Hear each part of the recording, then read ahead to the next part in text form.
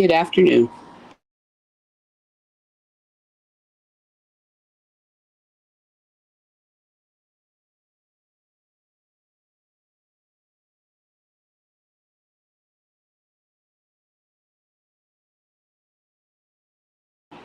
Let us know when you're ready, dear.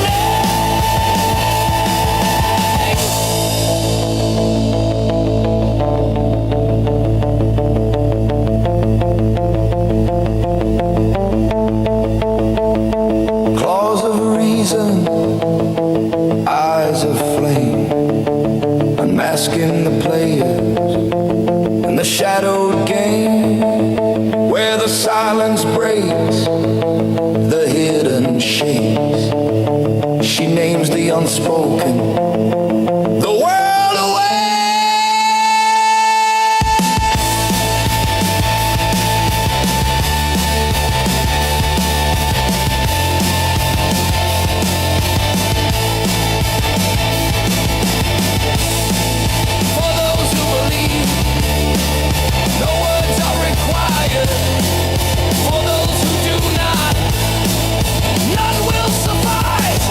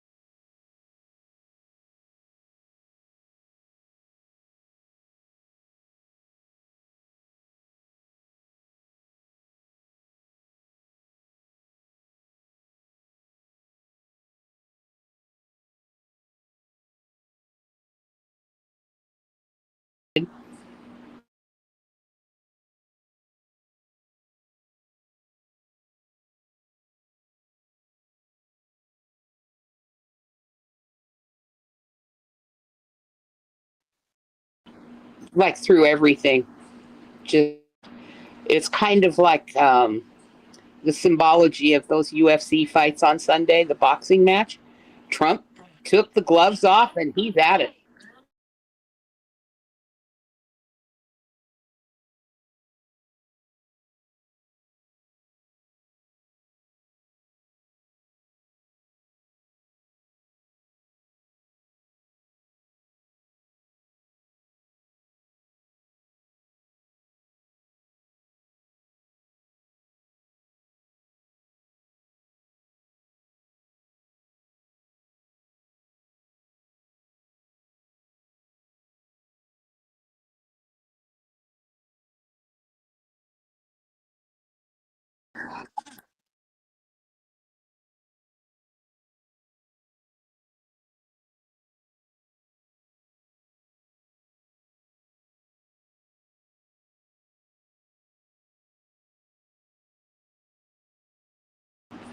I think so.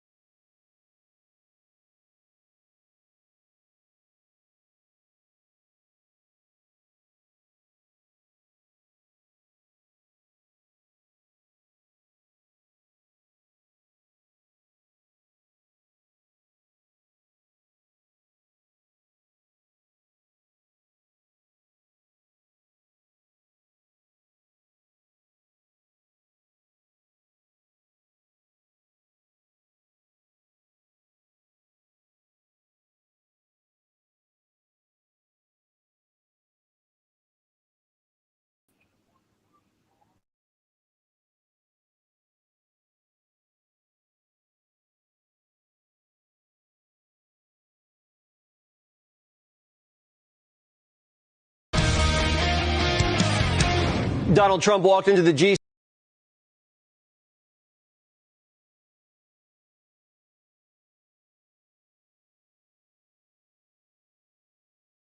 Trump walked into the G7 and the whole world fell in line, literally.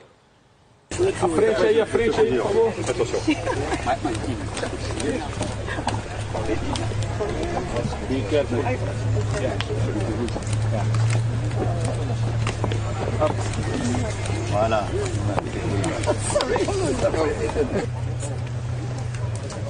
Parfait. Eh bien, propose to join the concert. Thank you. Oil's down to $70 a barrel. Dow smashing records. Iran signed on the dotted line, and Trump did it all before dinner, which, by the way, is on Macron. I was leaving in the afternoon, and then the French president, who happens to be a very nice man, invited me to dinner at Versailles. And Versailles is not a gold leaf. Versailles is the real deal. And I said, I'd like to do it. I mean, you know, all it means is that I get home later in the evening, meaning early in the morning, and I'm not a big sleeper anyway. Everybody wants a piece of 47. Qatar's first in line. This time, they didn't bring a check. They brought a fortune. Qatar is going to be investing much more than $1 trillion in the United States. We have over 18. It's going to be 19.4 or so when it figures out. But, you know, we set a record. There's never been anything like it. No country in history has had that kind of investment. The Germans couldn't swing those numbers, so they went custom.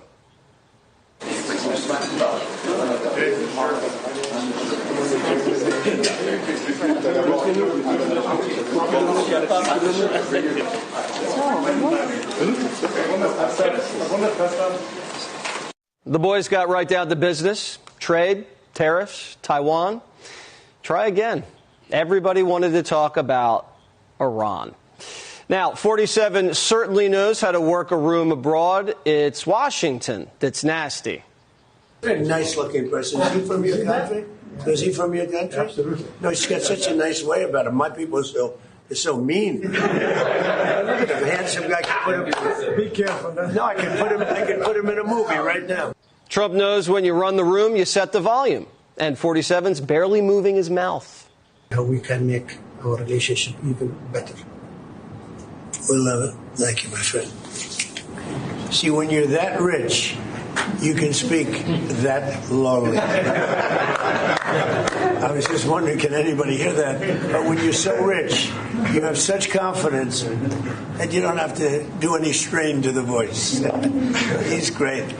When it comes to Iran, Trump's not whispering. He wants the whole world to read his lips, word for word. I'll not only release it, I'll probably have a press conference and read it to you word by word so that the press covers it accurately, because it's a very important document, and unlike Obama, who could have destroyed the Middle East with a horrible JCPOA, it is the worst agreement. That was a road to a nuclear weapon. Mine is a wall against a nuclear weapon. He paid a fortune for it. We paid nothing. Every leader at the G7 flew in for one thing, Iran. They want this deal done yesterday. But Trump's not in any rush. We've already gotten everything we wanted. 90% of their missiles are destroyed. 85% of their defense plants are gone, so they can't rearm. No Navy, no Air Force, no air defense. And most importantly, no nukes, ever. Their uranium's buried. All 3 nuke sites, the caves, the tunnels, their secret chambers, collapsed. Their centrifuges shattered. Their nuclear scientists all dead. They can't enrich because they can't get down there. Only we can. And if we extract it and destroy it, they get sanctions relief. But if we don't, doesn't matter. The dust's in a grave that the Persians can't penetrate. Has Iran said they would welcome the U.S. coming in? How specific? Iran will be just fine. What's happening is that at an appropriate time, there's no rush at all. We have cameras from space on it. We know everybody that goes there, which is like nobody. The B-2 bombers hit it. The entire mountain collapsed inside it. It's a very tough excavation. Trump's not stressed. On Friday, the Strait opens. War's over. And oil's flowing. Ships are starting to move now. We're going to have it fully open by Friday. The ships are starting to move nicely. Oil is starting to go, and the prices are coming down rapidly. Stock market is going up rapidly. A lot of good things are happening. And most importantly, Iran will not have a nuclear weapon. The Obama deal was 159 pages long. The media didn't even read it. They just called it genius. And what did it actually do? It built the runway for an Iranian nuke and paid for it. They could enrich, they could stockpile. They had missiles galore to protect their precious nuke program. Now, they don't have a nuke program. You can't enrich what you can't touch. Trump's deal, a page and a half.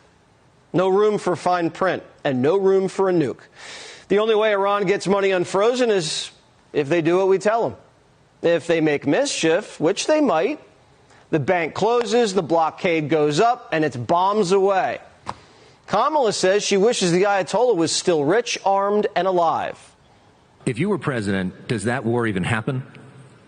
So are we going to have this conversation? I'm happy to. Sure, yeah. First of all, this is a war the American people did not want. This is a war of choice. But to be clear, if you were president, you never start this war. Absolutely not. Absolutely not. Trump's creating a new world order. And if our allies don't play ball, they get a spanking. Israel's fighting Hezbollah too long, and too many people are being killed. And you don't have to knock down an apartment house every time you're looking for somebody, because there are a lot of people in those apartment houses, and they're not all Hezbollah.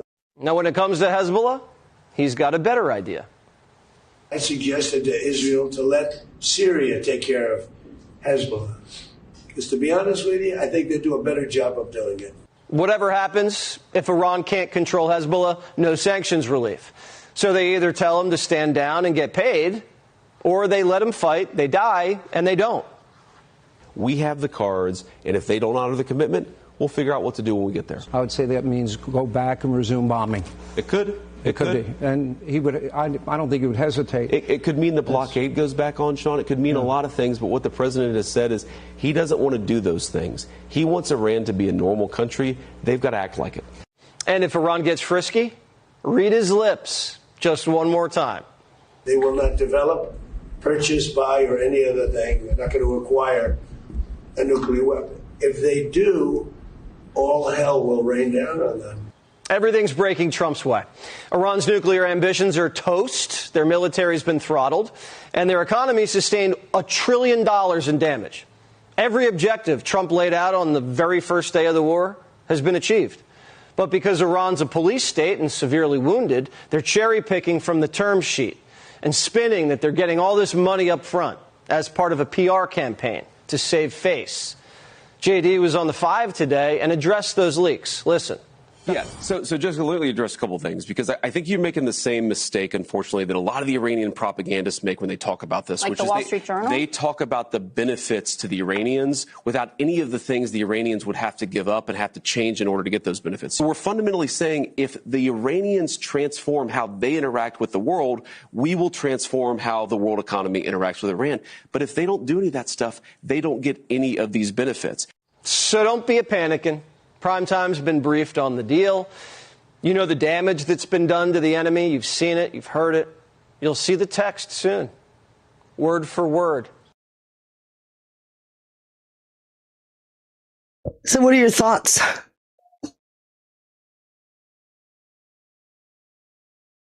Anybody? Do we still have you in chat? Things are definitely moving. Do we think we have a new world? That was my thought this morning. Good morning. Well, for you. It feels like a new world, doesn't it? It feels like everything is shifted. Everything has changed. Well, that, my friends, is the topic for today. We're going to go through all the change. Doesn't that sound good? That sounds perfect. So let's start with one of the first things that happened is the EU. The EU has passed a law for mass deportation. How's that before the ink dries on the deal? Yippee! That is... Wow. Yeah. Oh, my God. First thing that happened today. European Union has just passed a measure to surge mass deportations across the region. It's officially law of the EU. And there you go. And you got people cheering it. Not gonna bother. Are we doing it champagne and popcorn tonight, Feisty? I know, right? Gosh, and Crown Royal for whoever. Oh my goodness, it's just fabulous. I haven't seen a thing. Wow, thank you. Yeah, so the EU now is going to begin their cleanup. I think that should help a number of things happening, because I just saw a report where it's called the, I think it's the rape report that comes out of Europe, where they're compiling all these legal issues with these grooming gangs, rape gangs that are going on all through Europe. And in one of the cases they cited, a 13-year-old was told to take contraceptions. And and that she was racist and then sent back to the groomers. So there's a big issue over there, and I think it's time that they start doing what we're doing here, don't you think? They need some judges to go away.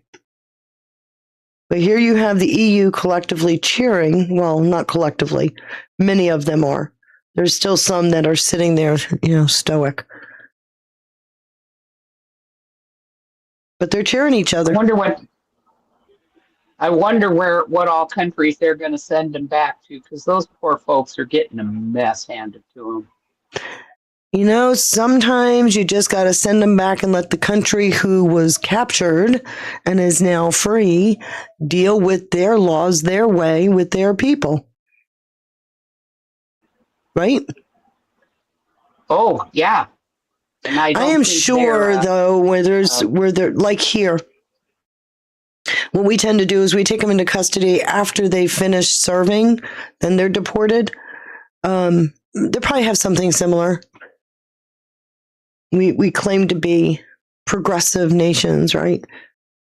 So I wanted to bring that up because that was an immediate response. And I don't know. Here, Trump was talking. I got to see if I can find it in the Telegram chat because I can't play it off my screen for some reason, which I very carefully set everything up and only to find out I can't do it this way. When I say permanently, it should be permanently. But if it's not permanently, we will bomb them. They will be bombed, just like I bombed them on Wednesday night and Tuesday night, and was going to bomb them on Thursday night at a level that was 3 times greater, and they knew that. I will bomb them. Now, that's with me as president. If you have a weak, pathetic president, maybe that doesn't happen, but I can only do the job that I have to do. I have a long time to go. I have almost 3 years, close to 3 years. Time is going fast. But our country's become we're the most respected country in the world. He's very clear that he's going to be using the rest of his time wisely while in the Oval Office. And I think we can all appreciate the challenge ahead of him. I mean, you're changing a carefully constructed culture back to sanity. That's not something you do easily. Here, much larger deal all across the Middle East. We're very close. Look at the job we've done in Gaza. Mm-hmm. Look at Hamas. Hamas has been very silent. You haven't read anything about Hamas. And we're trying to get them unarmed. They grew up with a machine gun in their hand. I think they actually, when they were born, they came out with a machine gun in their hand. So it's not the easiest thing, but they've actually behaved pretty well, considering this was not the lifestyle that they were taught to have. But including an end to all Iranian aggression, and they're not going to be Iranian aggression, and an end to war and terror in Lebanon. So the Lebanon piece is something we'll have to work on a little bit. It's a very small piece of the puzzle, actually, but it still makes a lot of noise. The big deal is the Iran deal. That's where the money is, where the power was. But they have Hezbollah, and you got to get that done one way or the other. We'll do it. I think Israel can do a much better job on it. Syria would love to do it. Okay, so this really gets into the discussion that Sean and I were having on Monday, where I said this whole Lebanon piece is everybody pivoted from this crappy Iran deal when it was clear that there was one. They pivoted to, but Lebanon. And the Lebanon thing I looked into, and we've got these pilot programs that we've put in place with the Lebanese military. And Israel has these security zones that they've installed. I think what people need to understand is Lebanon was a captured country. It was captured by the IRGC. Hezbollah were their henchmen. Lebanon didn't want them there any more than the Iranians wanted the IRGC in Iran. So Israel has been going in and taking care of these covert bases that are in southern Lebanon. The deal doesn't require a complete pullout. The deal The deal requires only that Israel only go after Hezbollah. So that's why Trump was upset the other day, because it hit infrastructure inside one of the Lebanese cities. How they work that out, I don't know, but it is clear by what Trump is saying that there is a coalition between the Lebanese military with our backup and the Israelis. There's a coalition to eradicate Hezbollah within Lebanon, which is another big deal. How do we know that there's something there that they're really working towards? Well, because Lebanon and Israel are meeting with Rubio next week. So there's a lot more going on under the surface than anybody wants to talk about. They're so busy poo-pooing what's happening with Iran that they're missing the greatest effort at peace that we've ever seen. This is Trump talking about deals in general. Deals are amazing. I've done them all my life. I've gone into deals that were 100% and they don't happen. I've gone into deals that there was no chance of getting them done, and it happens, and they happen easily. So you never know with deals, do you? But you're going to find out pretty soon. I think it'll be done. They want to sign. They want to get back to a normal life. You know, we hit them very hard. Don't forget, you know, people talk about when this started. This didn't start 3-4 months ago. This started years ago when I took out Soleimani. That was a big event. There are those that say it was the biggest event in the Middle East in 50 years. So we took him out, and they became a much different country. And then I terminated the JCPOA, that's Barack Hussein Obama's horrible deal, that gave them a nuclear weapon.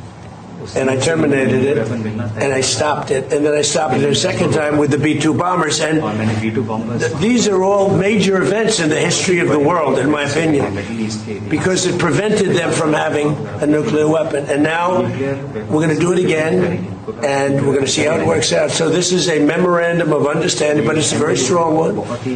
This isn't just like a 2-paragraph. This is a long, pretty detailed memorandum that goes into a regular contract. I would think they would do it. If they don't, then that's okay. We'll have to start the process again. And we don't lose. We have the greatest military in the world. We had the greatest blockade. The naval blockade was 100% effective.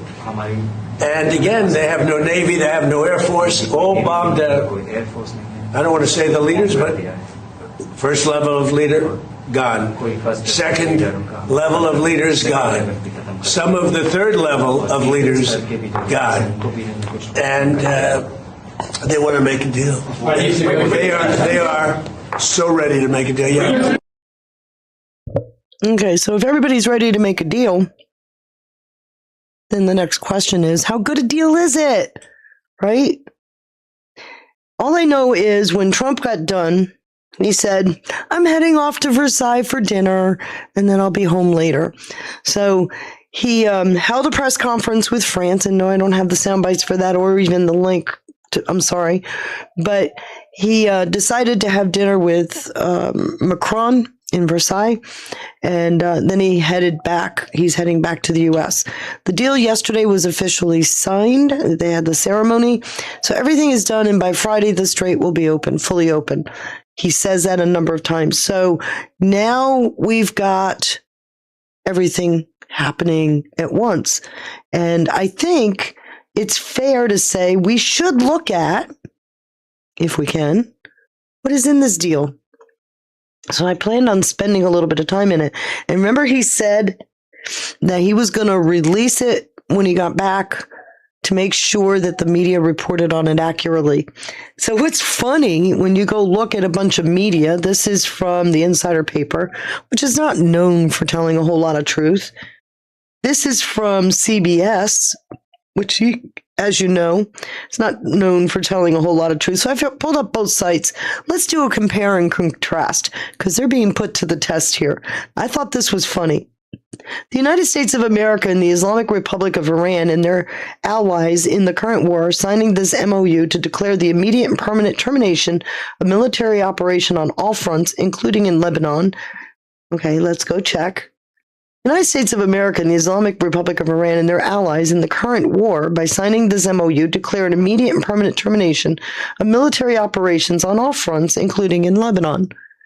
Gee, you think they're being careful with their transcriptions this time? Isn't that cool to see that? A consistent report. Finally. Right? I thought this was fantastic. And what's going to be great is we're going to be able to look at the actual deal within the next day or so, because he will be releasing it, as like he said, to make sure the media reports on it accurately. We'll be able to do a compare and contrast. So people be watching for the White House website to release that deal, and keep these links handy. Do your own compare and contrast, because I have a feeling they know they're being put to the test. Where am I? Here I am. So they know they're being put to the test, and they better get it right. I think this is fantastic. So let's go through this. Where was I? And to refrain from the threat or use of force against each other, and ensuring the territorial integrity and sovereignty of Lebanon. Final deal will confirm the permanent termination of the war on all fronts, including in Lebanon, and other provisions of this paragraph. So in other words, he's still working on the Lebanon piece. The United States of America and the Islamic Republic of Iran undertake to respect each other's sovereignty and territorial integrity, and to refrain from interfering in each other's internal affairs. What a novel idea, huh? The United States of America and the Islamic Republic of Iran commit to negotiating and achieving the final deal in the maximum 60 days, extendable with mutual consent. So I'm just going to collapse over here, and here we are. We are doing, so far, we're pretty much side by side, right? Immediately upon the signing of this memorandum of understanding, and I love that it's a memorandum of understanding. Why? Because a memorandum of understanding is a type of trade deal, type of bilateral deal. It prevented the EU and UK from sitting at the table, because this is between two countries. It's a bilateral deal. So this is great, because they could not interject what they wanted to see. So we're not getting a 170-page JCPOA. We're getting down into the point. Immediately upon signing the MOU, the United States of America will begin the removal of its naval blockade and any disturbances or impediments against the Islamic Republic of Iran, and will fully end the naval blockade within 30 days. During this period, the traffic of vessels will be in proportion to the numbers of pre-war traffic being restored by the Islamic Republic of Iran. The United States of America further undertakes to remove its forces from the proximity of the Islamic Republic of Iran within 30 days after the final deal. So in other words, we're leaving. By July 17th, we are going to be out of there. I'm roboting. Of course I am. I have a feeling everybody can hear me fine in Rumble and Pilled, I hope. That's only a Telegram issue, and I'm sorry, guys, I can't fix that.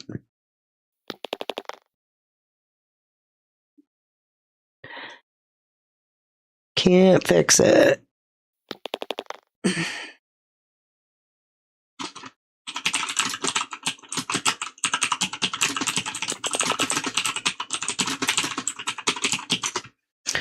Okay, so is everybody...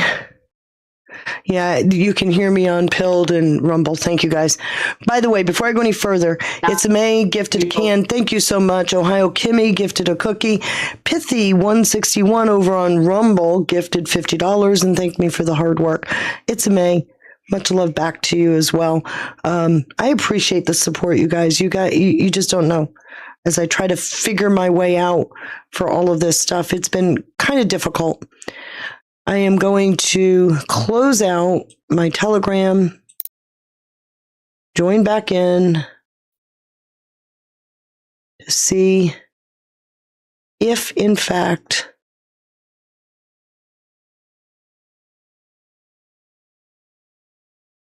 properties.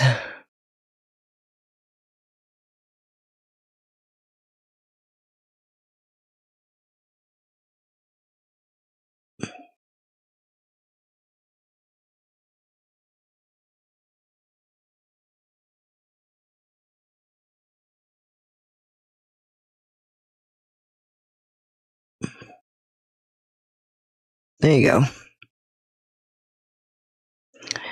Okay, I'm going to try not to use, for the Telegram chat, I'm going to try not to use any more sound bites. Maybe that'll help keep it from roboting. So anyway, going through all of this, please, what do you mean it's not streaming on Rumble? I'm sitting here talking to people in Rumble.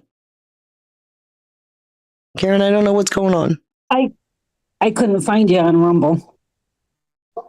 If you look at the pinned message, you will find the pinned link to it. Okay. Telegram's acting up. Okay.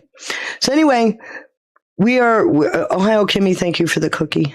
Oh, I did say that. So upon the signing of this MOU, the Islamic Republic of Iran will make arrangements using its best efforts for the safe passage of commercial vessels with no charge for 60 days only from the Persian Gulf to the Sea of Oman and vice versa. The traffic of commercial vessels will immediately start, and considering the need for removing the technical and military obstacles and demeaning of the Islamic Republic of Iran will be instated within 30 days. The Islamic Republic of Iran will conduct dialogue with the Sultanate of Oman to define the future administration and maritime services in the Strait of Hormuz in discussion with other Persian Gulf littoral states in line with the applicable international law and sovereign rights of coastal states of the Strait of Hormuz. So we are seeing number 5. We're getting traffic going again. One of the things that was mentioned today, and I didn't check, but the price per barrel of oil has already gone down to something like $70. So we're already seeing results. In number 6, the United States of America undertakes with regional partners to develop a definitive, mutually agreed plan with at least USD $300 billion for the reconstruction and economic development of the Islamic Republic of Iran. Now, remember where that money's coming from. They were confiscating all of the shadow banking illicit funds in the crypto and otherwise. They were seizing those, putting them into an escrow account, and they were always earmarked to be used to help rebuild Iran. So this isn't even coming out of our back pockets. The mechanism for the implementation of this plan will be finalized as part of the final deal within 60 days. All required licenses, waivers, and permissions needed for the relevant financial transactions will be granted by the United States of America. Number 7, the United States of America undertakes to terminate all types of sanctions against the Islamic Republic of Iran, including the UN Security Council resolutions, IAEA Board of Governors resolutions, all unilateral U.S. sanctions, primary and secondary in an agreed upon schedule as part of the final deal. The Islamic Republic of Iran and the United States of America acknowledge the critical importance of the sanctions termination issue above mentioned and express their intentions to immediately address these issues in the negotiations in order to achieve mutual agreement on them. So they're still working on sanctions relief. And again, it's performance-based. So we're not going to go anywhere with those until they prove that they're going to stick up or stick with this plan. The Islamic Republic of Iran affirms that it shall not procure or develop nuclear weapons. The United States of America and the Islamic Republic of Iran have agreed to resolve the disposition of stockpile-enriched material pursuant to a mechanism that will be mutually agreed upon in accordance with the schedule mentioned in paragraph 7, with the minimum methodology to be down-blended on site under the supervision of the IAEA. The two parties also agreed to discuss the issue of enrichment and other mutually agreed matters related to the Islamic Republic and Iran's nuclear needs, based on a satisfactory framework being agreed upon in the final deal. The final deal will confirm the provisions of this paragraph, and the Islamic Republic of Iran acknowledge the critical importance of the nuclear issues above mentioned. They express their intention to immediately address these issues in the negotiations in order to achieve mutual agreement on them. So we still have some work to do. Like President Trump just said, the uranium it's kind of buried. And so they're going to work out a way to get that uranium to the surface, and they're going to down blend it and extract the rest of that uranium, enriched uranium, out of what they're calling dust, out of the country. Pending the final deal, the United States of America and the Islamic Republic of Iran agreed to maintain the status quo. Pending the final deal, the Islamic Republic of Iran will maintain the current status quo of its nuclear program, nothing, and the United States of America will not impose any new sanctions and will not deploy additional forces to the region. Number 10, the United States of America undertakes that immediately upon signing of this MOU and until the termination of sanctions, U.S. Department of Treasury will issue waivers for the export of Iranian crude oil, petroleum products, and derivatives, and all associated services, including banking transactions, insurances, transportation, etc. This is really a big deal because the waivers for the export of Iranian crude oil has to come with a dismantling of the shadow fleet that's been moving illicit or sanctioned oil. And so this is an unwinding of an entire mechanism that was put in place to put pressure on Iran's economy to get them to do this. The United States of America undertakes to make fully available for use the frozen or restricted funds and assets of the Islamic Republic of Iran upon the implementation of this MOU. The United States of America and the Islamic Republic of Iran will mutually agree on the procedures related to the release of these funds during negotiations.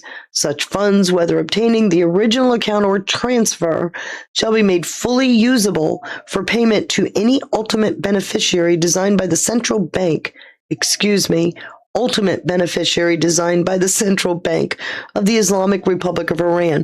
The United States of America undertakes to issue all necessary licenses and authorizations accordingly. So this really caught my eye when I read it earlier, which is why I wanted to pull up another site. So let's go down to number 11 here, because it wasn't put into this one. The United States of America undertakes, okay, we don't see the word excuse me in here at all. So CBS edited that out. Obviously, the insider paper wanted to show they were doing a complete and perfect translation of what was going on. Did you catch that? I think this is funny. Just fed up, just gifted a ship. You surprised me today. Almost missed it. Well, no, it's Wednesday, and I didn't fall asleep, so I didn't sleep through my own show. But thank you. Thank you very much for the ship. America Rising Media just rated us. How nice from both Joe and I. Coming in hot, Feisty. Thank you, Sean. I appreciate it. Number 12, the United States of America and the Islamic Republic of Iran agree that an executive mechanism will be established to monitor the successful implementation of this MOU and the future compliance of the final deal.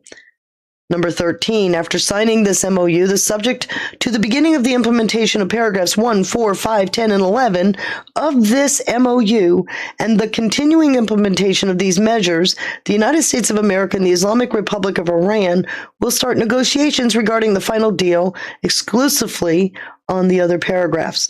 Number 14, the final deal will be endorsed by a binding UNSC resolution. Now, what's really interesting here is, remember the Israeli peace, the Israeli-Lebanon peace. It's clear that they already started implementation because that meeting was set with the Department of State last week.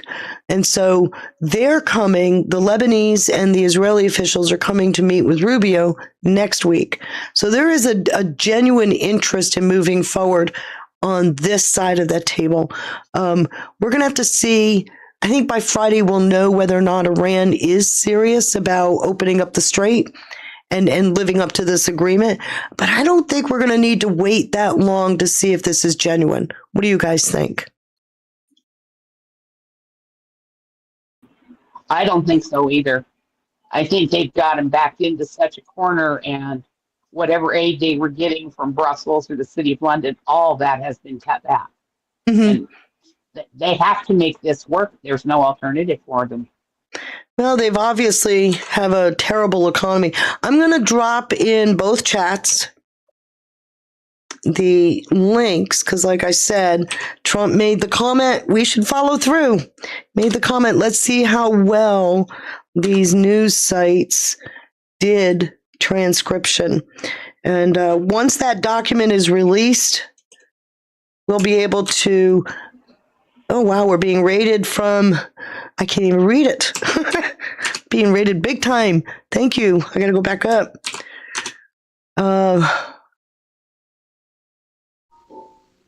heard Bloomberg had it too. Yeah, all of the media had it. Bloomberg, CNN, CBS, NBC. I just pulled up two. Reuters has it. New York Times had it, but it's behind a paywall, and I'm not able to cheat the system anymore. So I couldn't pull that down. I wanted to use that one. Reuters had it, but frankly, I got rid of that link because it was all full of advertisements. I didn't feel like doing all that scrolling, so I ended up with CBS because I could go straight down and do a comparison. But nevertheless, what you've got here are both the links, because I think it's going to be fun to look at the deal that the White House releases and do a comparison. We'll do our own check on the media. We'll be able to report, hey, you missed this word or something. You know what I mean? If they try to change or editorialize the components of these 14 points.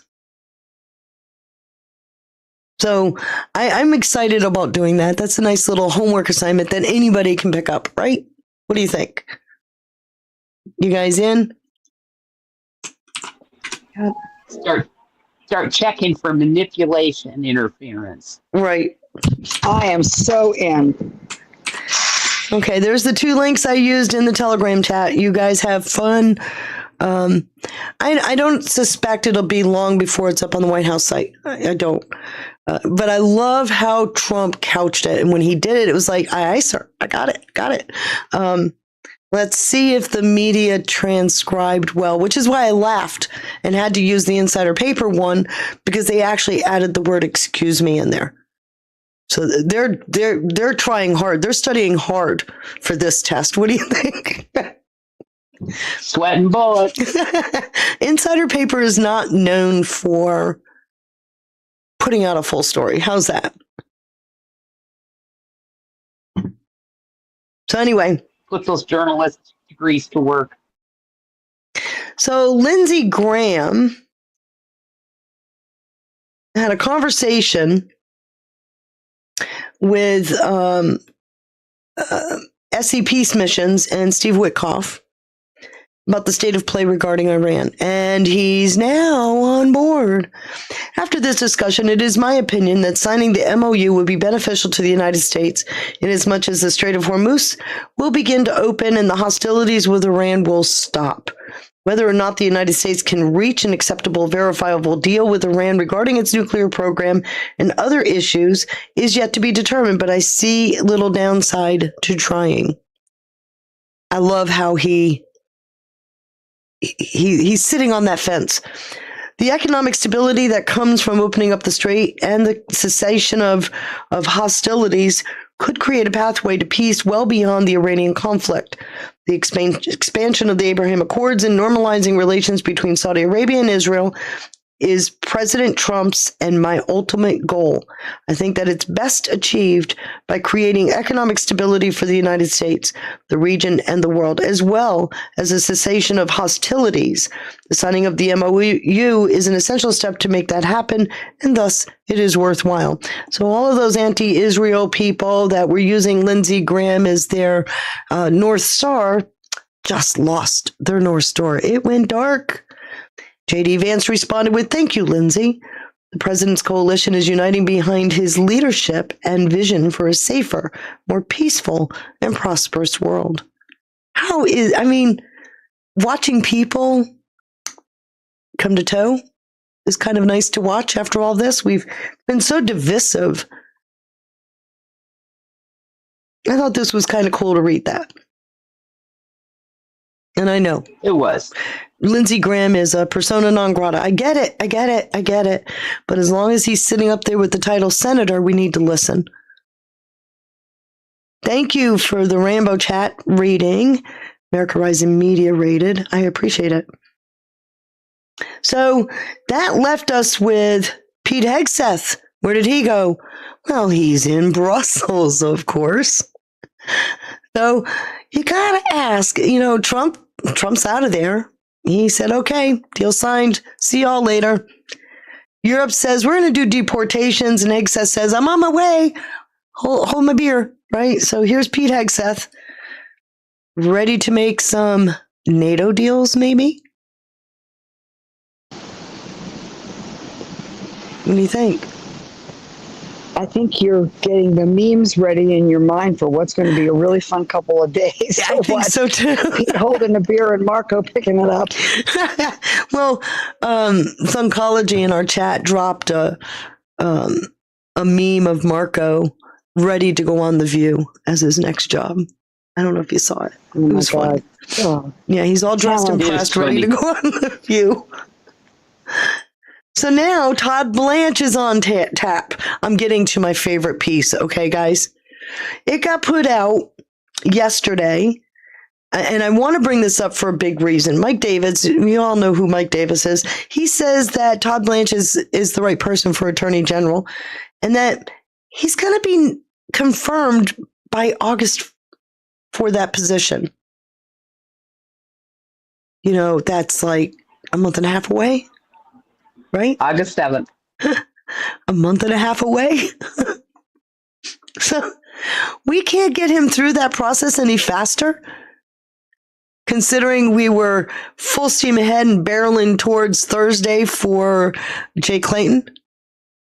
You know, I'm just grinning from ear to ear. I've been all excited for several days now over the shenanigans around Jay Clayton's nomination. So he put out a bunch of, and I can't play them here because it's got to be in my chat, but he put out a bunch of posts about the fact about Jay Clayton and why he's the perfect person for the moment. Okay. So he's the man for the moment. This was put out on June 4th of 26. So it's a couple weeks old, and mentioning why Todd Blanche is the perfect replacement for Pam Bondi, which we knew. Right? We've been watching him for a while now in this role. He took over the role back in the beginning of April, and he's been doing a fantastic job. I think that's pretty evident. So doesn't that beg the question then as to why the hell, if he can't get confirmed and he's doing a great job, he can't go through the final. Mind you, he's also previously Senate confirmed as DAG. Right, Deputy Attorney General. But he can't get through the process before August? And I have yet to hear who's being officially nominated for DAG to replace Todd Blanche, by the way. So we all woke up this morning, 3:54 a.m. Trump put this tweet out. I got 4 text messages on my phone going, oh my God, I love this man. You know, everybody's going nuts. It was dropped in here. It was sent to me on X. It was sent to me in DMs. Everybody knew that when I woke up, and if this was the first thing I saw, it was going to set my day off well. And you were all spot on, because this post is the funniest, biggest FU I've ever seen. Let me read it. I'm sure most of you have read it already.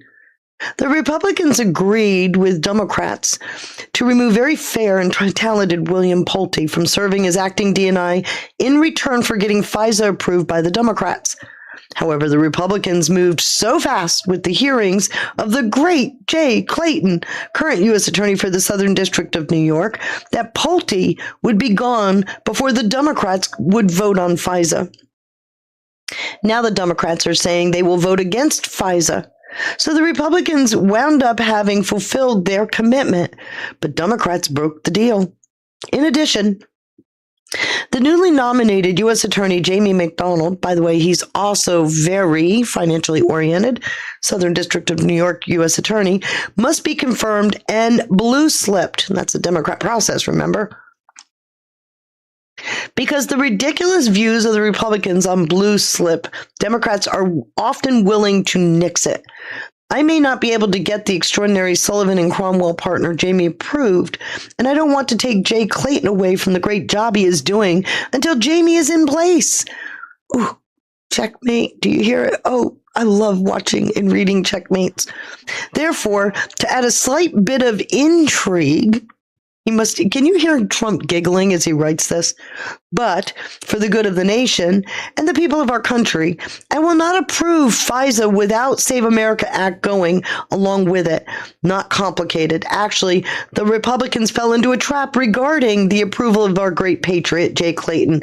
We are canceling the Senate hearing regarding D&I today and will not be going forward until Jamie McDonald is approved to be a U.S. attorney. In the meantime, Bill Pulte will remain as the acting director of national intelligence. Thank you for your attention to this matter, President Donald J. Trump. I am telling you, as soon as I saw that Todd Blanche wasn't going to get confirmed until August, and we know that they're rushing Jay Clayton through, they are scared out of their minds of Bill Pulte. And we knew this. We've been watching it. You've watched me giggle over it. I've had a lot of fun with the intrigue because, as you know, Mark Warner is a Virginia senator, and I am never want for an opportunity to say he's a piece of shit. Okay? I'm just going to put it right out there. He is. And because of that, watching Warner has been the best pastime I've had in years. Because he is literally in meltdown mode over Bill Pulte. So now they're delaying this process for Blanche, but they're fast tracking Jay Clayton. The truth was, in order to fast track Clayton, which is why the hearing was supposed to be today, you need all 100 senators to agree to fast track. One says, nah. The whole fast tracking proposition is off the table. Trump went a step further. Knowing that they're going to take their sweet time to get their confirmations through, he goes a step further and he says, yeah, he's not even going to show up. You either confirm McDonald or you don't get Clayton through this process. And oh, by the way, just in case you're wondering, Pulte stays where he's at until you get your shit together. I can't imagine a better scenario. How long do you think this little gamesmanship is going to last? How long before the Senate says, we're going to cry uncle, we lost the game? I don't see that as being very long, do you? No.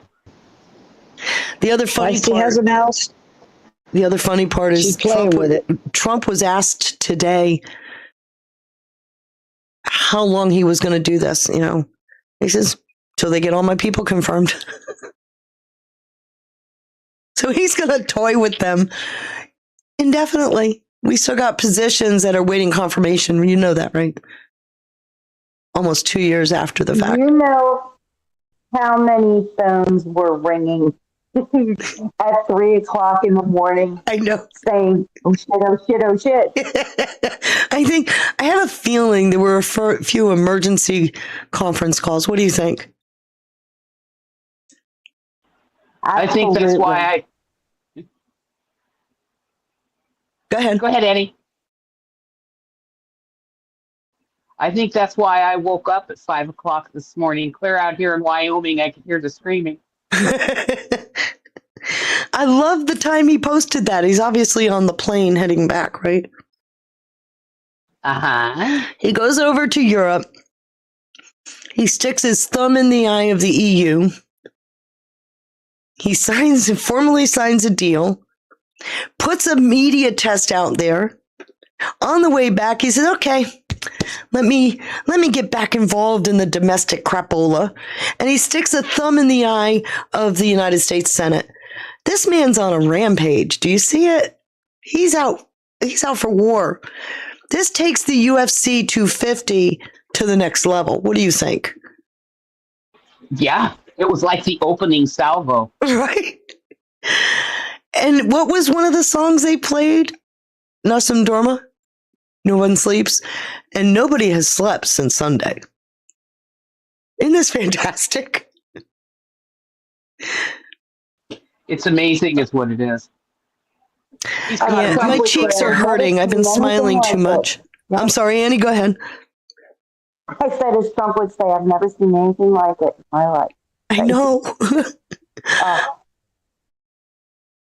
Oh my God. I just about spit out my coffee this morning at 5:30 and I saw Katie's post and I was like, oh. I was tickled beyond tickled. How could you possibly get a better scenario and a better, stick it to the man? This is beautiful. But he's doing it with panache, right? He's just standing there saying, and you get my thumb, and you get my thumb, and he walks away with a smile on his face. I love what we're watching, because we're not just watching him get a piece of his own. He's getting a piece of his own in a style that will be remembered for a long time. And I love this. I love what we're seeing. And the Democrats, B.L. Baldry, yes, the Democrats are ringing all over the place. But I'm going to also remind you, there's several Republicans that aren't very happy right now either. And I feel so bad not. And then on top of it, you get a Lindsey Graham flip, which I was sure Lindsey Graham was going to do all along. So here we go. He just baited him in. He baited him in, all right. we have a lot of things going on. I can't play this. He says, but how long do you expect Pulte to be acting DNI? As long as it takes to get everybody else approved. All of a sudden, it was like a rush act by the Democrats. I'm not going to sign FISA unless Save America Act is done. So he's now got two conditions. Everybody else is approved. So you're talking not just Jay Clayton, you're talking McConnell too, right? McDonald, you're talking him. Pulte's going to stay where he's at. How much you want to bet there's a few other Senate confirmations that are in the wings. And he's going to say, oh yeah, add that to the list, add that to the list. I see it coming. So now here's another big thing that came out today. Boy, we're just full of news. Labor Department is going after any state that doesn't audit their unemployment funds. There's a lot of fraud in the unemployment programs. I can tell you about that. I have stories that go back decades. But anyway, the first time in history, everybody's on notice. And so I can't play this because it's not going to come through for the people in the chats because I've got a Telegram chat going. But he's warning governors. So what I did was I pulled up the Wall Street Journal's article on it. State unemployment programs targeted in federal anti-fraud campaign. I've been pointing out for a while now that we would not be having these discussions that we're having if it weren't for Doge. Hats off to Elon Musk. Doge came in and using their proprietary system, they use AI, that's what the Python is, it's a language. They used their AI to fully map the entire government. What we've been watching since then is the results of what happens when you map the entire government and you find fraud. And it immediately escalated to the point where we're now into the states. Now, each agency, if you recall, was also required to do something similar. Remember, each agency has their own 3-member team. But they're taking what the original Doge work product was, and they're going the next step. And Department of Labor, which handles unemployment insurance, first thing they did was they hit the unemployment funds that go out to the state. Again, a block grant type of program. They're warning all 50 states that they risk losing federal funding for unemployment insurance benefits if they don't comply with anti-fraud efforts. That's an immediate thing. The administration alleges that unemployment benefits have become an easy target for fraud, especially in the aftermath of the COVID-19 pandemic, when millions of Americans relied on aid after losing their jobs. In fact, there was, I don't know if I've got it in here, but there's somebody was just he wasn't just arrested, but he just was sentenced. $531 million, I think it was, in bogus fraud. He used even names of employees that no longer work for him, and he just ripped off all the unemployment that he could get. And he did it in a couple of places. So this is something that is real. But what they're going after now, and I mentioned this on Monday when I was with Sean, that the anti-fraud task force is institutionalizing the task force. In other words, they're going after not just individuals, they're going after the institutions. And here you got an agency going after the states. That's institutionalizing. They're also bringing in insurance companies and healthcare companies. They're bringing in all these other entities now so that nobody can hide anymore. The administration alleges that unemployment benefits have become an easy target for fraud, especially in the aftermath of COVID-19 pandemic, when millions of Americans relied on aid after losing their jobs. I know a lot of people that couldn't even get unemployment. In a letter to state governors viewed by the Wall Street Journal, Acting Labor Secretary Keith Sunderling wrote that the benefits are meant to be temporary support for workers searching for employment.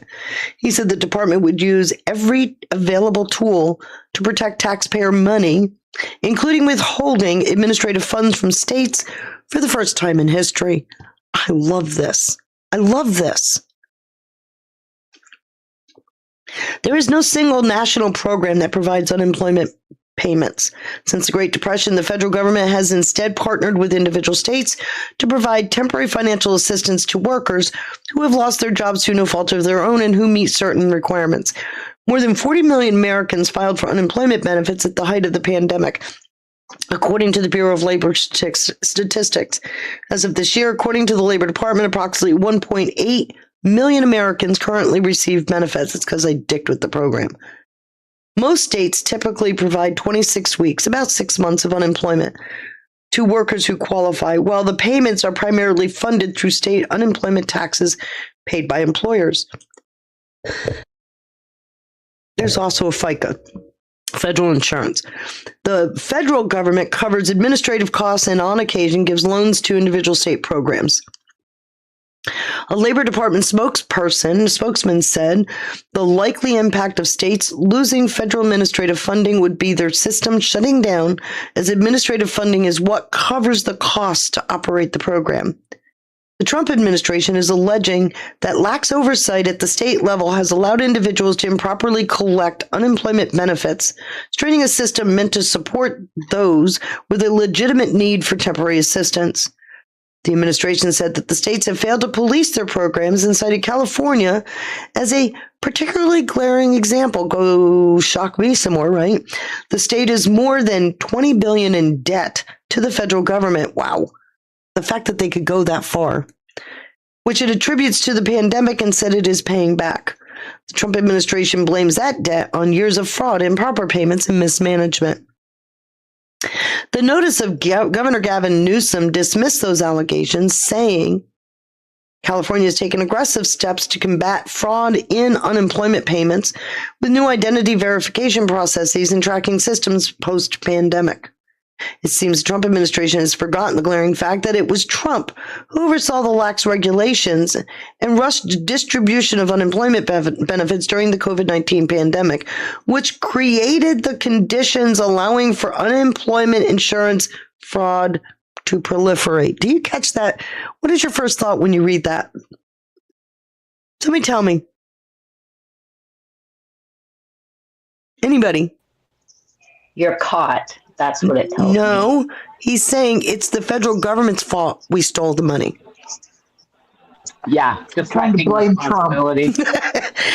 You know, that's the age-old problem. Can we go back to the Garden of Eden when God said to Adam, "Did you eat?" And he said, "The woman you gave me made me eat that apple." Here we are, thousands of years later, which created the conditions allowing for unemployment insurance fraud to proliferate. So you reduce the regulations, and, you know, I was compelled to steal the money.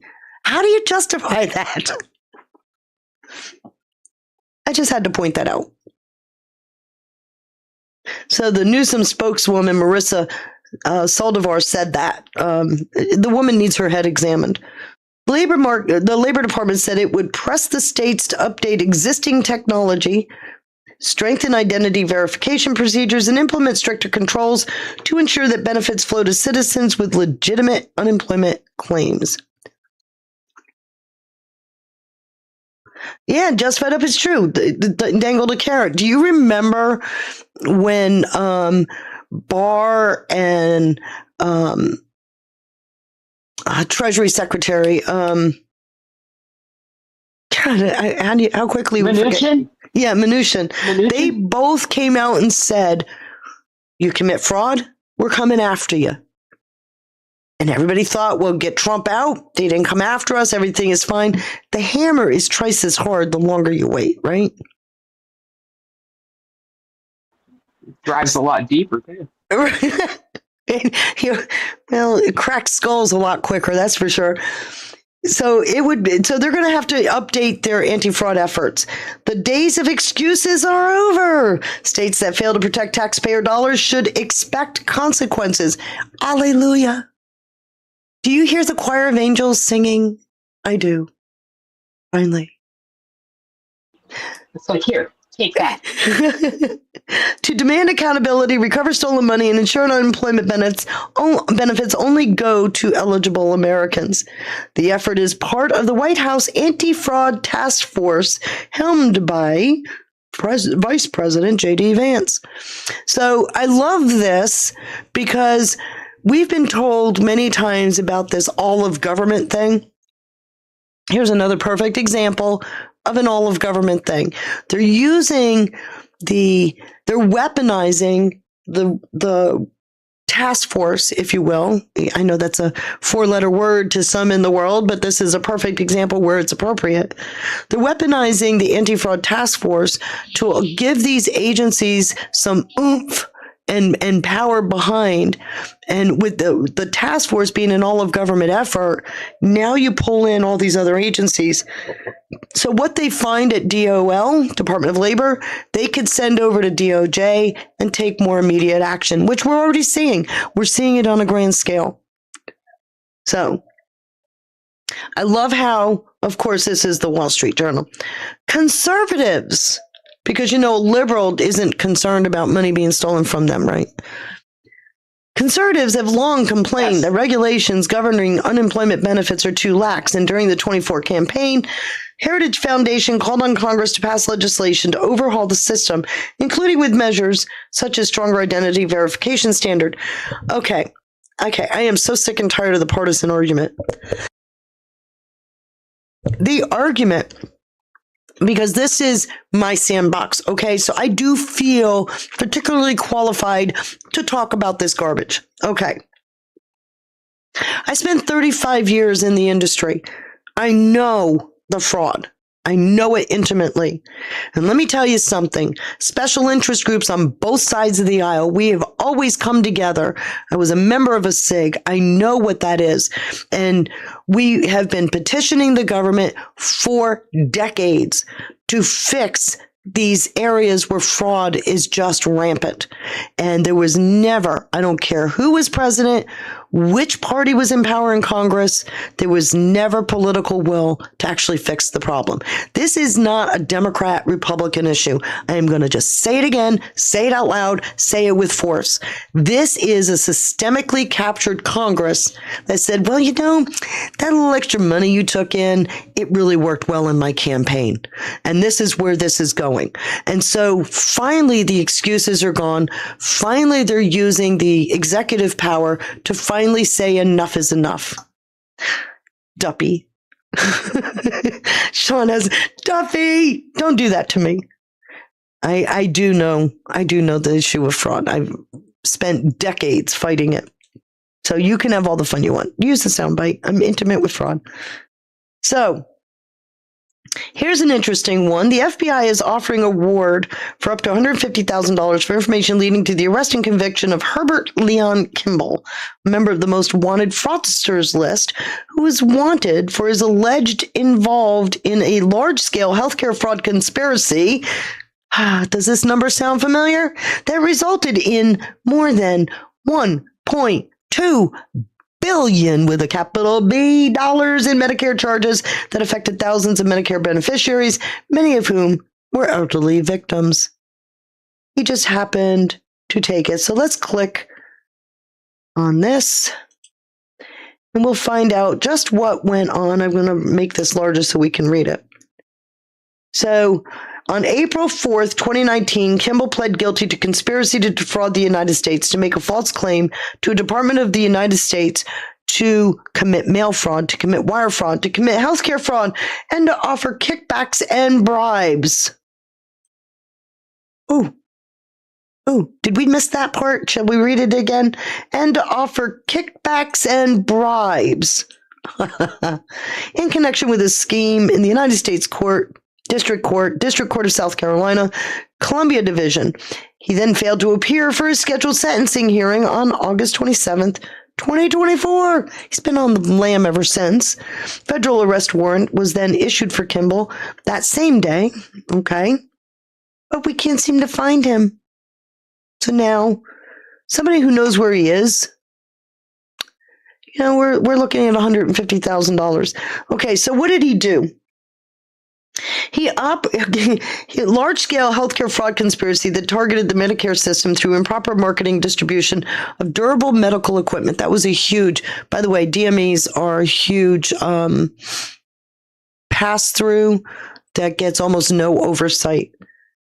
Particularly orthopedic braces. He operated a sophisticated call center-based operation beginning around 2014 and continuing through March of 2019 that served as the marketing engine for a nationwide fraud scheme in which individuals contacted call centers in the Philippines, telemedicine providers, DME suppliers, the billers, and orthopedic brace suppliers, the drop shippers. His operations focused primarily on initiating contact with Medicare beneficiaries and persuading them to request orthopedic braces for pain relief, which were frequently unnecessary and prescribed through telemedicine. When did telemedicine become a big deal? 2020? No, it looks like it was already in place. Then that often lacked legitimate medical evaluation. The prescriptions were then sold to DME companies. Kimball-affiliated suppliers would ship the braces, and the DME companies billed Medicare for the reimbursement.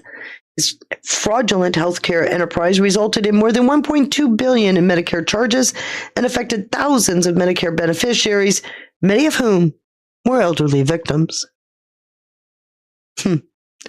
So, for everybody that's on Medicare, hello, I am. Are you seeing why you don't get much from the program and you got to pay for basically your own coverage?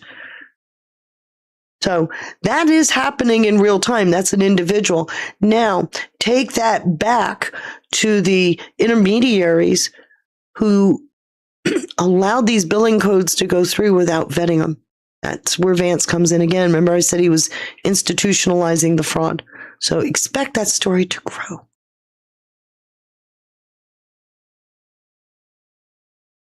Anybody have any thoughts?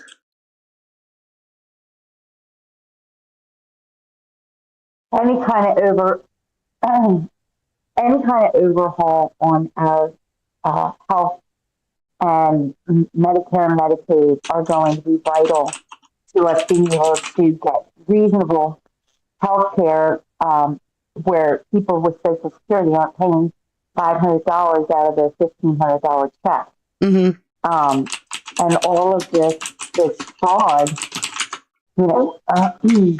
I say go to the mat for every dime, nickel and dime to death. Here in Florida, they are going after Medicaid, Medicare fraud, major, big time, and asking people to report it. So they're really taking a stand, and it has to be done. This type of fraud is just incredibly painful to the population as it stands now. We've got an aging population. So get it done. I am so thrilled to see it. How long have we been waiting for this? My whole life. My whole life. So I was just notified that these are awfully old. Where am I? This can't be his account.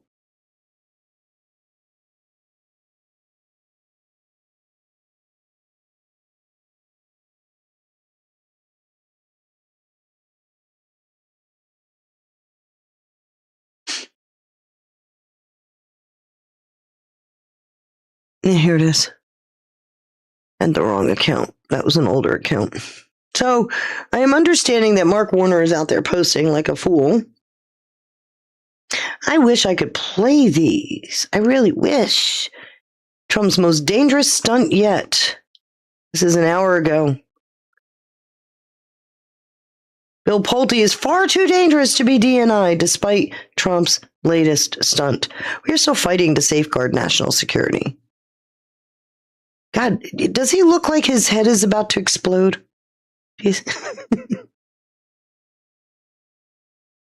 I'm loving this. I'm loving this. Opera.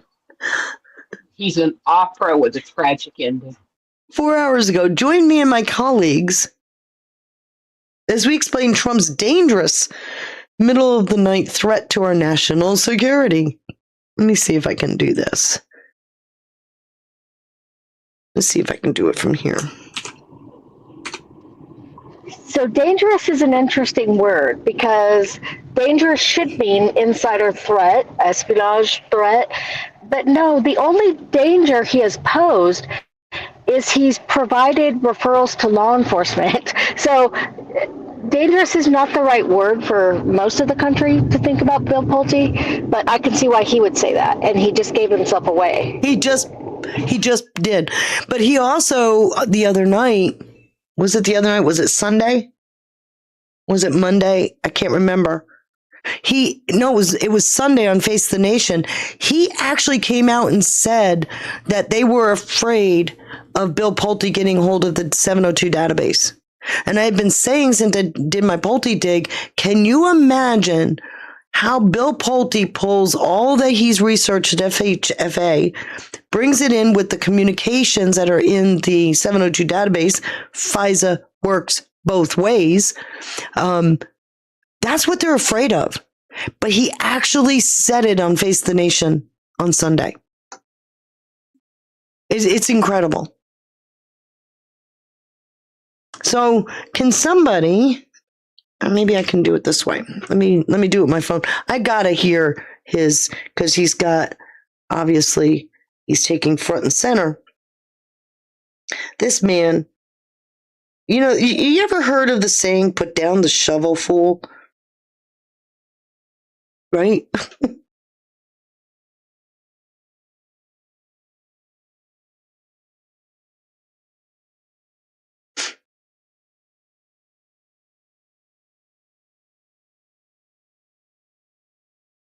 It's taken a minute to download it. But he's obviously he's scared. I'm going to go back one.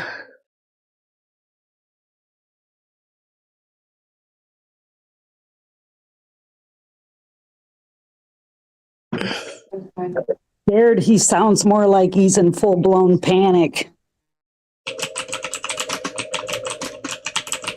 I accidentally The sky is falling. The sky is falling. The sky is always falling for Mark Warner. That's not a new state. That's constant. So he's doing that 20. It was a half-hour presser he did. I'm downloading it. Here, this is June 16th. Okay, so we're going backwards. This is yesterday. Americans have spent hundreds more to fill up their tank during Trump's war of choice. By the way, do you guys realize what the whole narrative about war of choice is? You guys get it? Anybody? All their previous wars? No. Remember when we went through just war doctrine? Oh, yeah. They're directly rebutting it. And let me explain it. Let me pull this in. I'm going to dump this in AI so I can read it. I had sent this to Sean the other day. And with the idea of showing him, this is what the story is really about.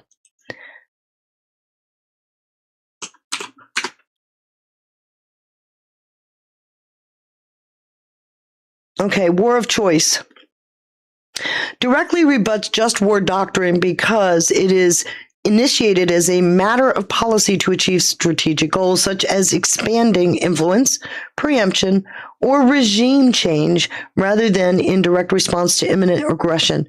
Where just war theory strictly limits force to defensive necessity, a war of choice bypasses these ethical guardrails. So I had put in there, war of choice already rebuts just war doctrine. It's really, that's what they're doing. They're just war doctrine is something that ethical nations use to determine if, in fact, war is justified. So by using the term war of choice, they're trying to say that Trump has no defensible reason for starting a conflict with Iran. And here it is, my comments to Sean. Let me go back over here. So this is all I said to Sean. Okay. AI turned around and they're basically justifying it with sources. Just cause wars of choice are launched for geopolitical gain or regime change, not as defensive response to an immediate grave public wrong. The response, because just cause, if you're going to have a just cause to go to war, you have to be fought to correct a grave public wrong, such as self-defense or protecting innocent life from an aggressor. They're saying that he's doing it for personal gain to get the oil. Right authority. While sovereign governments declare them, these wars often bypass international legal frameworks or lack broad global consensus. Right intention. The true objective is usually expanding power, securing resources, altering the balance of power rather than restoring a just peace. Last resort, these conflicts are initiated while peaceful, diplomatic, economic, or nonviolent alternatives are still viable and unexhausted. Potentially, probability of success. These are the just war doctrine. Calculations focus on military dominance rather than the moral consequences of prolonged, unpredictable occupation and instability. So basically, what they're saying is Trump is not fighting a just war. There was no imminent threat. You didn't exhaust diplomatic measures. I don't know how you square that since 1979, but there was no imminent threat to their neighbors, even though you've got Hamas and Hezbollah fully activated in the region. And don't forget the Houthis. But you've got all these, and the Democrats are ignoring the history to say that it's a war of choice. It is the most disingenuous thing I think I've ever heard. So, and I squared that on Monday with Sean, and I reminded everybody, what did Marco Rubio take to the Pope? A football. And remember, what is the satchel our nuclear codes are kept in? A football. Right? The football. What did the Pope give Marco Rubio? An olive branch. So in other words, they're both on board for full non-proliferation. I just thought it was fair to talk about that. So as we enjoy Mark Warner's meltdown, fraudulent health care is coming under wraps. Has anybody seen James O'Keefe did drop his stuff about the New Jersey Center, and it came out today? They're Antifa. Yes. They're He does Antifa. that as a very good video. Remember the senator? Was it a senator or House member who was defending them? House member. House member. Yeah, is that aid and comfort? Because Antifa's declared a domestic terror organization. She got a few problems on her belt, don't you think? Right? So, sorry, I'm trying to be a mature adult. It's not working. It's not working. You can't help but giggle anymore, right? So here we are. This just got released by the Trump administration. Today is the 17th. The administration delivers another crushing blow to Antifa terrorist network. So here, this is a list. Yesterday, 15 Antifa operatives were charged with coordinating violent attacks on ICE agents and facilities during Operation Metro Surge in Minneapolis. They were deployed blockades, vehicle tracking, intimidation, and other militant tactics to sabotage the operation. In February, a self-described Antifa member was charged with cyberstalking and threatening ICE officers. In Oregon, that was back in mid-25. In Texas, in March, 9 members of North Texas Antifa cell were convicted on terrorism-related charges, in addition to 7 others who plead guilty for their violent armed ambush on an ICE detention facility. I believe this is the Dallas facility, and it got connected to CARE. Do you remember? And CARE is currently under investigation. We've talked about that in the past as well. In May, multiple Antifa insurgents were convicted on federal conspiracy charges for their roles in the violent attack on the Spokane ICE facility. New Jersey, in May, Antifa thugs violently laid siege to a New York ICE detention center, resulting in dozens of arrests and federal charges. In California, in December, Antifa extremists were charged in coordinated bombing plot, targeting multiple businesses, ICE agents, vehicles, and other sites across Southern California. In Indiana, an Antifa-linked terrorist was sentenced for threats to bomb government buildings and assassinate prominent politicians. Now, why do you think the administration, somebody give me some kind of a reason, why do you think the administration had to put out this, oh, by the way, kind of public notice, fully linked to news reports of all of the incidences they bring up? What do you think is the purpose of this? Anybody have a wild guess? Expose the press. Expose the press for one. Well, yeah, but it goes even further. Who's going into DNI? FISA works both ways. I am going to guarantee you that little Missy in New Jersey got a house or a mortgage or something.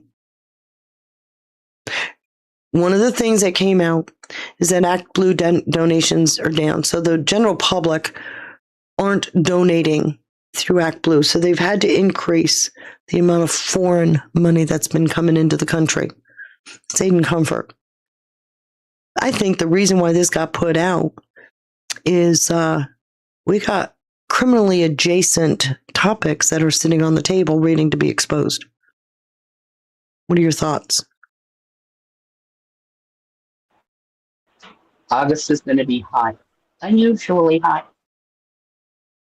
It feels like it. Feels like it. Anybody else in the chats? I mean, I don't see a whole lot of conversation going on, but we're at a point where this either gets corrected or everything else is moot.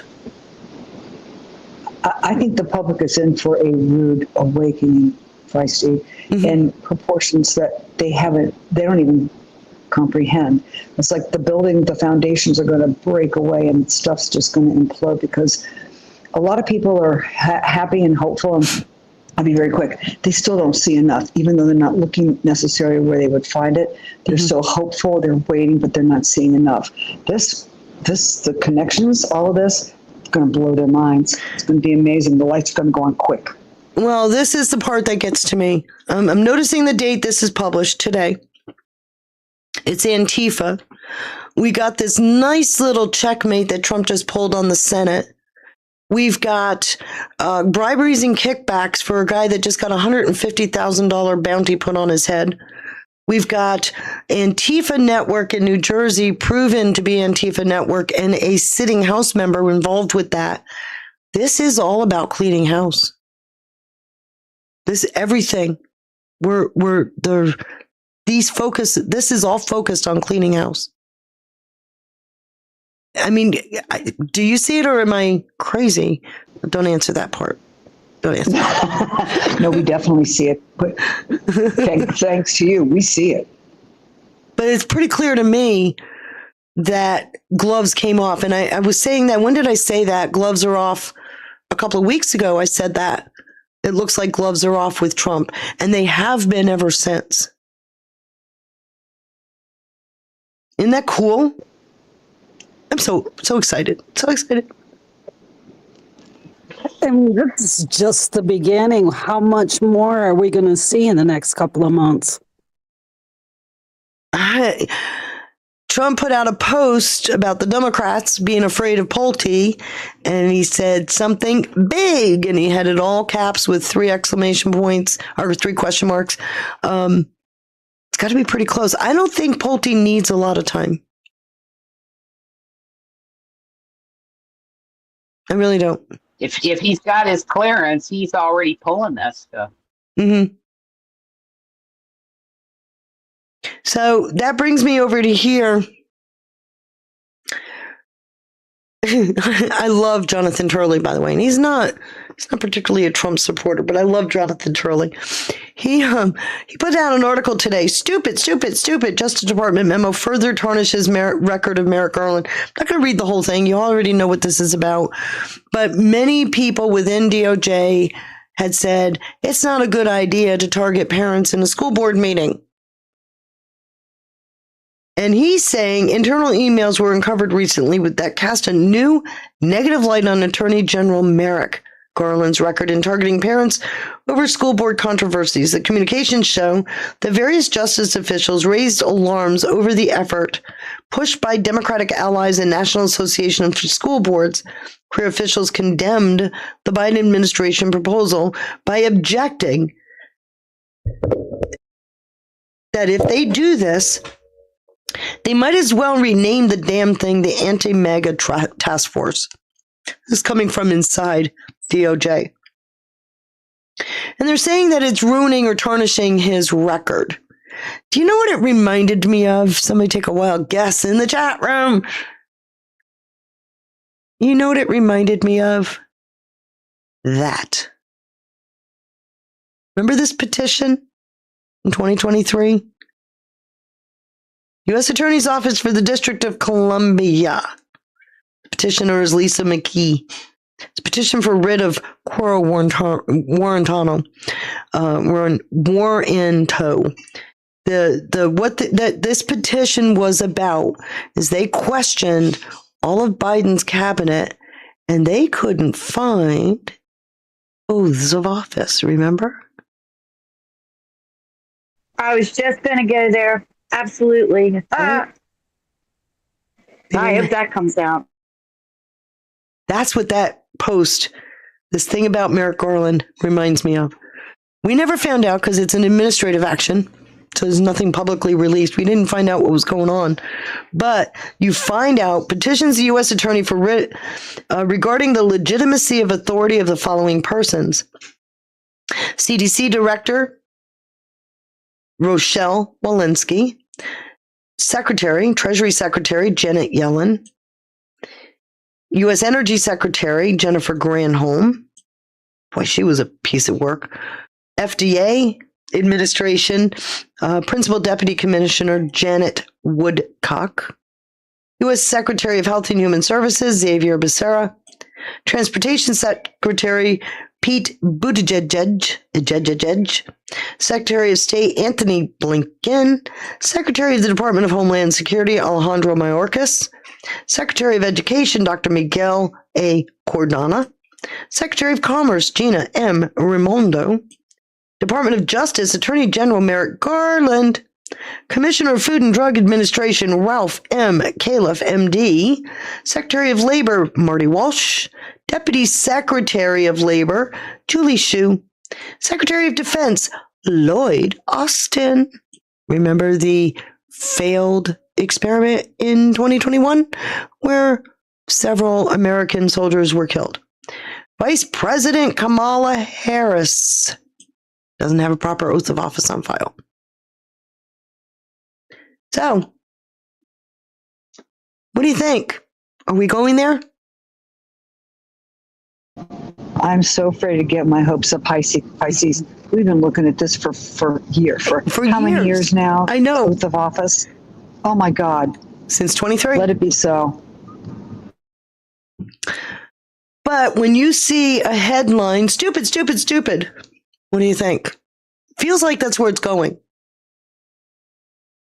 Yeah. He's pointing. The laser pointer. Very lasered. Very lasered. Which is why I brought it up. I when I read this, There was public outrage, but Garland defended the action, declaring the obligation of the Justice Department is to protect the American people against violence and threats of violence, particularly includes public officials. We now know the rank and file opposed the effort, but decided to go forward anyway. Justice Department in October 21 issued a memo to coordinate a response in what it described as an increase in harassment, intimidation, threats of violence against school board members, teachers, workers in our nation's public schools by parents. Newly released emails raised all the objections later made by critics after the policy's release. One Deputy Assistant Attorney General wrote, "I don't think it's possible to state how strongly I object to this. It will completely and totally nuke our election threat efforts and will damage the reputation of the public integrity section into the bargain." It's like they've affirmatively trying to make this thing not work and look political. Yeah, they did, didn't they?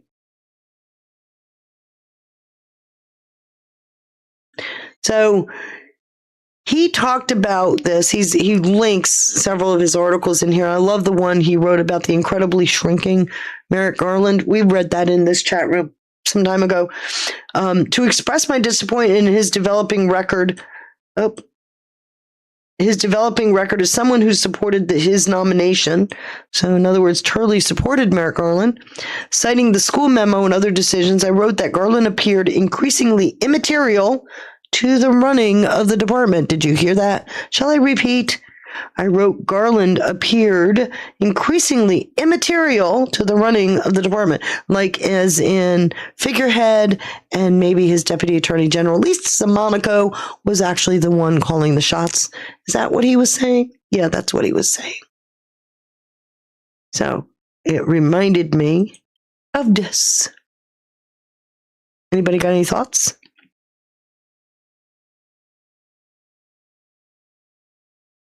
Nobody's got any thoughts. I think we have a lot to look forward to because this smells like Autopen. So it's going to be great fun. It's going to be a lot of fun. Yeah, does that make everything they did null and void? Yeah. Anything with their signature. But it also makes it civilly actionable, right? You committed a breach of my civil rights and you didn't even have the authority to do it. Can you imagine the restitution on that one? Knowingly. You gotta see what Katie put in the chat, Feist. Oh, beautiful. Okay. Oh, yes. Katie and I were talking about this, that Trump just jammed his own party on Bill Pulte and it could get ugly. Can somebody drop the soundbite because I can't play it from X, please? But yeah, Friday is Juneteenth. It's a federal holiday. They're saying Pulte can't start. By the way, there's nothing stopping him from starting. What they're going to do is try to lock the doors. They're really nervous about him.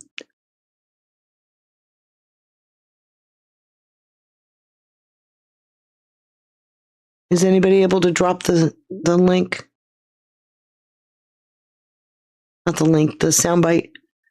I want to play this so bad. I don't know how to do it, honey. I'm sorry. Okay. Let's see if I can get it done.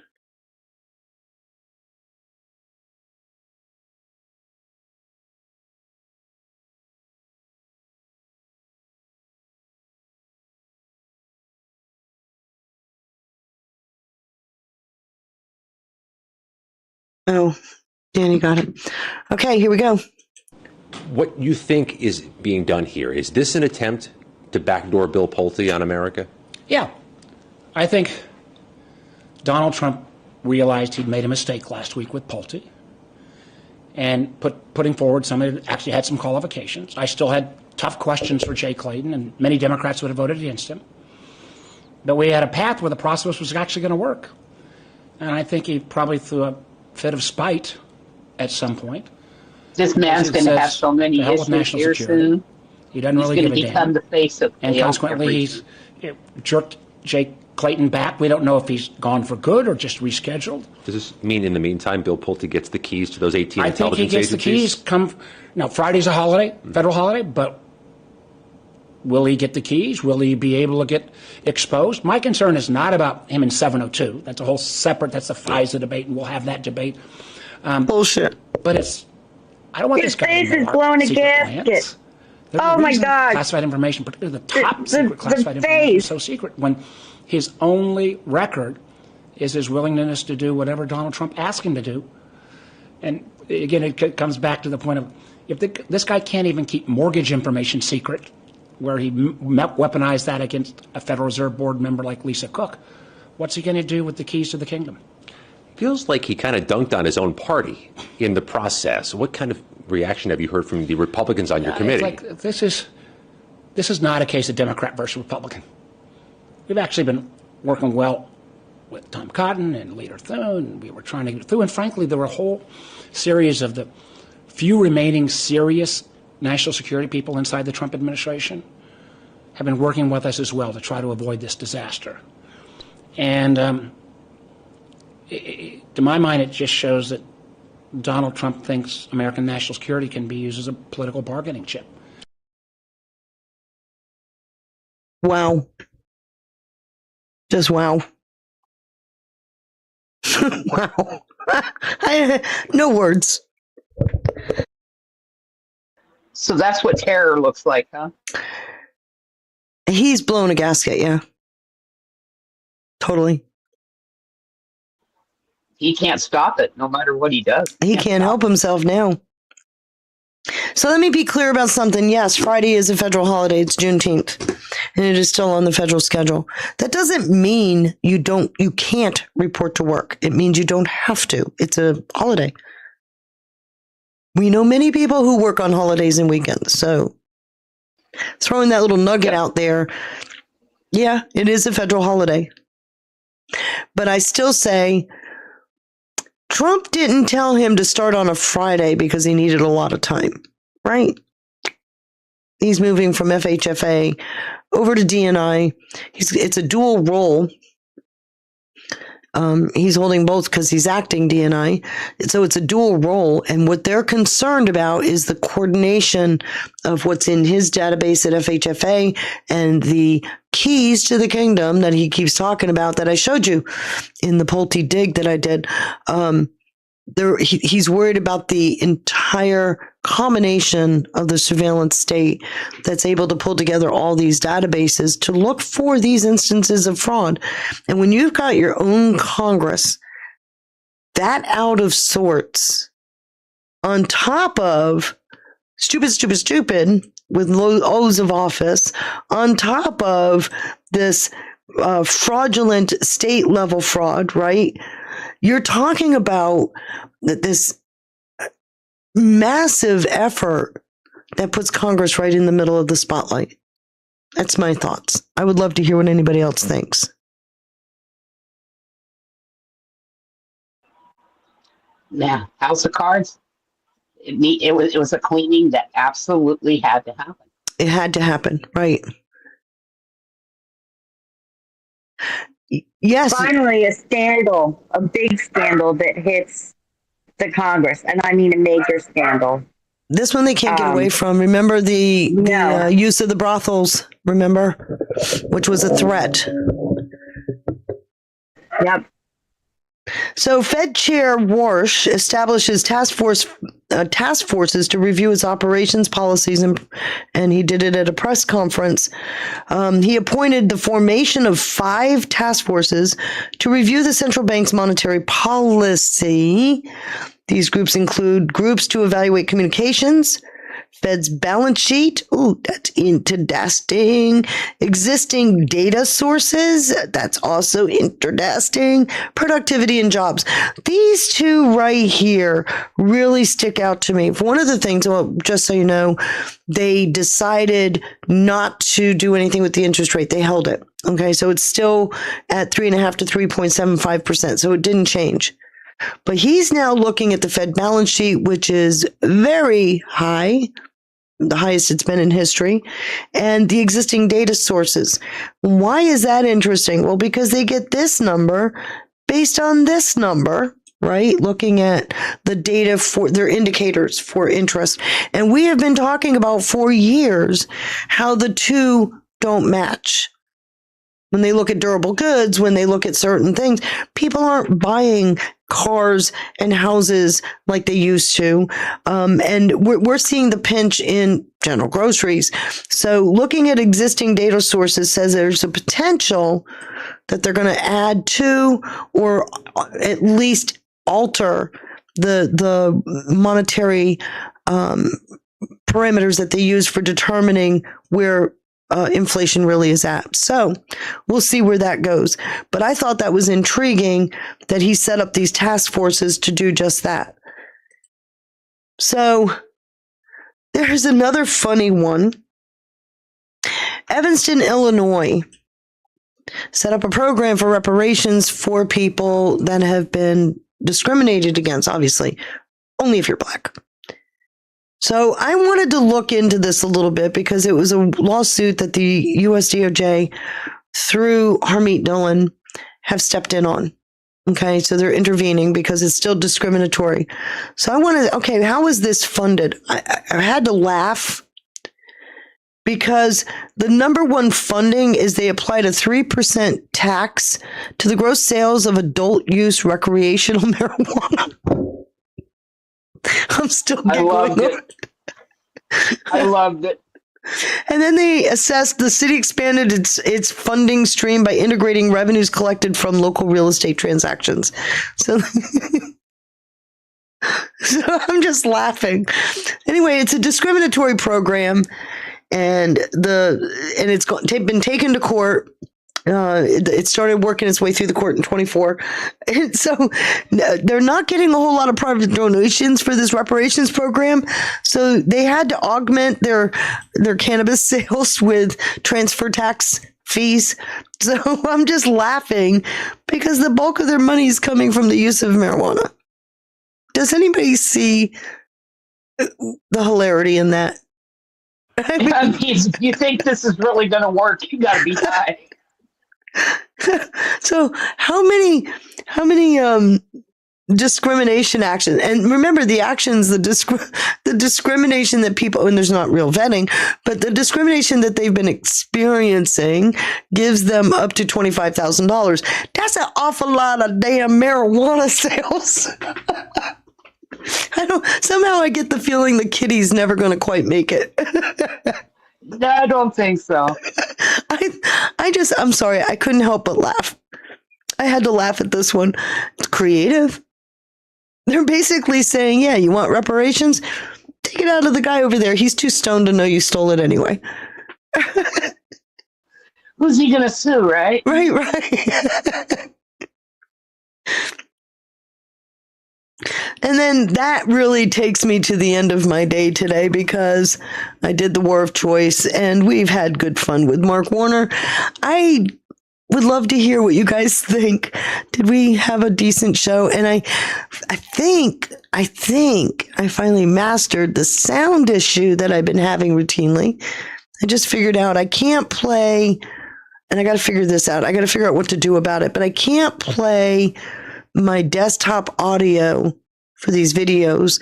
I can only play it out of Telegram because we are doing a Telegram chat, and that chat is being fed through the show, as you can see on the screen. So I apologize that I couldn't play all the videos I wanted to play, but what do you think of the show? Anybody? Any suggestions, any comments, any ideas as to where? It's good. So, thank you, everybody. I'm sorry? We need to keep having days like this where all this good news just keeps coming out. Did I not tell you when we started I was going to give you a feels good show? Are your feels good? Excellent. I am so pleased to see this. Thank you, Baldry. Thank you. You've got an anniversary coming up on the 19th, too. Yes, I do. My husband and I will be married 45 years, June 19th. Wow. Which I'm really excited about. Congratulations. Yes, it's May. I need to talk to somebody about doing that. I don't know how to do that. I tried a few things and I can't figure it out. So, everybody, thank you so much for your time. Thank you so much for your support. I very much appreciate the thumbs up, the red pills. Also, if you feel inclined, the donations to my Cash App, which is Feisty Cat 17 on both Venmo and Cash App. Please consider, if you haven't, joining our Telegram channel. We have conversations similar to this almost every night. Once in a while I beg out, but for the most part, we have these pretty much every night. I really do appreciate your support and your faith in me and being able to finally start to pull this off, to finally start to have a show that I can do on my own, even though I have my friends in my background, my whoobies. I can finally start to do this. I've never enjoyed doing these shows, to be very honest. So I want to thank everybody. And with that, please have a very good day.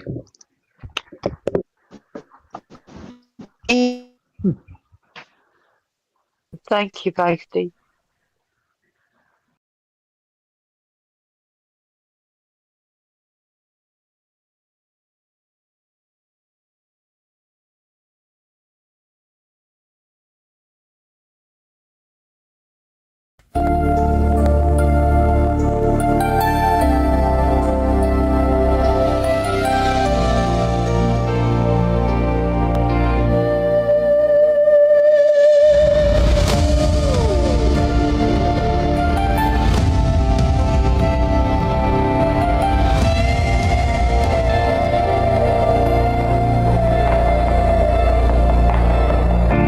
Little girl woke from a dream,